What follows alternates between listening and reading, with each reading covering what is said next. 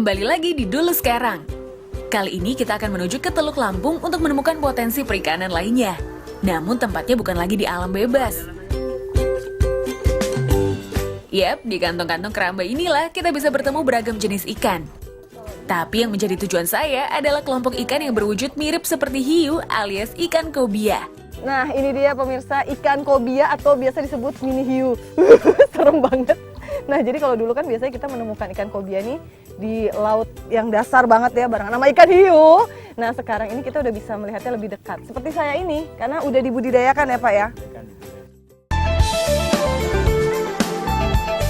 Dikarenakan populasinya sudah mulai menurun akibat penangkapan liar, maka sejak tahun 2013, ikan kobia mulai dibudidayakan oleh Balai Besar Perikanan Lampung.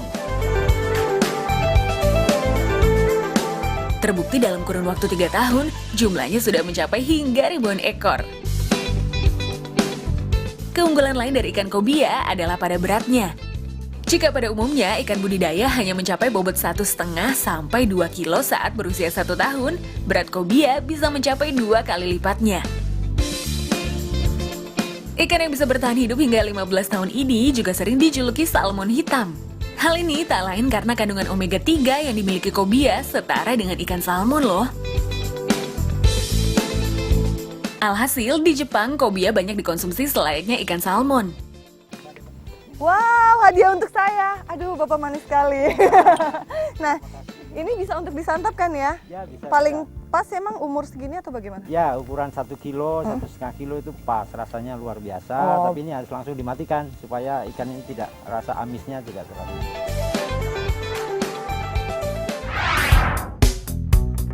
Kalau di Jepang, ikan kobia disajikan menjadi sushi dan sashimi.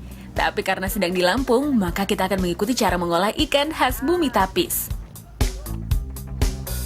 Dari bahan-bahan sudah terbayang mini hiu ini akan diolah menjadi apa? Kalau belum, yuk kita ikuti prosesnya. Bumbu dihaluskan, kemudian dimasak bersama air. Kemudian masukkan ikan kobia yang telah dipotong menjadi 3 bagian. Untuk memberikan sensasi rasa yang khas, tambahkan potongan nanas. Kalau diperhatikan, selama proses memasak tidak ada sentuhan minyak sama sekali dan hanya mengandalkan teknik perebusan. Ya, karena seperti inilah hakikat membuat hidangan pindang. Nah, setelah 15 menit, pindang ikan kobia pun siap untuk disantap.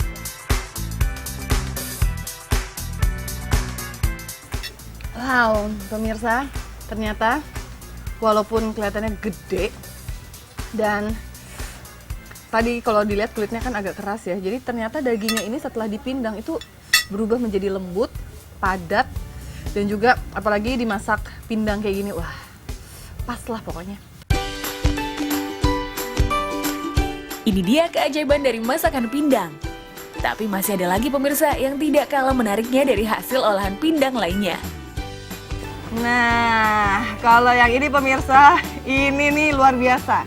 Jadi ini hidangannya ikan, tapi cuma kepalanya. Bayangin sebesar ini kepalanya sampai muat di satu wadah seperti ini. Ya udah kepalanya aja. Nah, kira-kira ini ikan apa?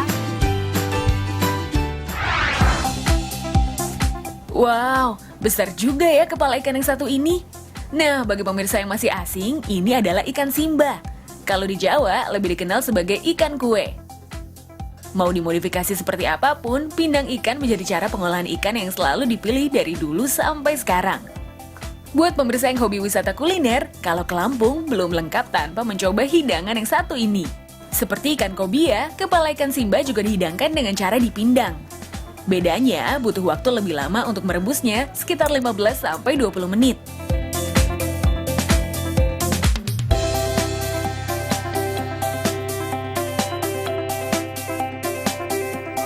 Dengan kepala berukuran jumbo seperti ini, kira-kira sensasi kenikmatan seperti apa yang akan didapat ya?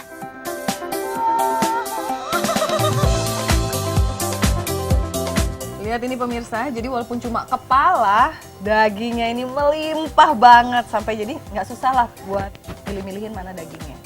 Udah kayak gini kan enak nih disantap. Selain kaya akan daging, rasa yang didapat pun beragam. Ada manis dari daging yang segar, gurih dari bumbu alami, asam dari nanas, serta pedas yang tiada tara dari campuran cabai yang melimpah ruah. Pindang ikan merupakan resep turun-temurun masyarakat di wilayah selatan Sumatera ini yang sudah ada dari dulu hingga sekarang. Alasan mempertahankan warisan kuliner ini karena pindang ikan sangat sehat untuk dikonsumsi. Ikan laut terkenal kaya akan kandungan lemak, sehingga jika dimasak menggunakan campuran minyak, maka lemak akan terikat dan berubah menjadi lemak jahat. Itulah mengapa teknik memasak tanpa minyak ini sangat dianjurkan untuk dikonsumsi. Selain sukses memanjakan lidah, kesehatan tubuh pun akan tetap terjaga. Nah, sebentar lagi kan Transmedia mau ulang tahun nih. Nah, apa harapan kamu? Kamu suka nonton Transmedia?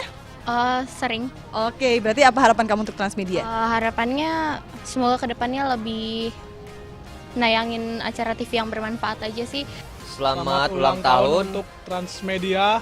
Selamat ulang tahun buat Transmedia ke-15 tahun. Selamat ulang tahun Transmedia yang ke-15. Semoga semakin inspiratif. Usai sudah pembahasan tentang ragam olahan ikan di perairan Lampung. Tetap saksikan dulu sekarang yang tayang setiap Senin sampai Jumat jam 10 pagi hanya di Trans 7.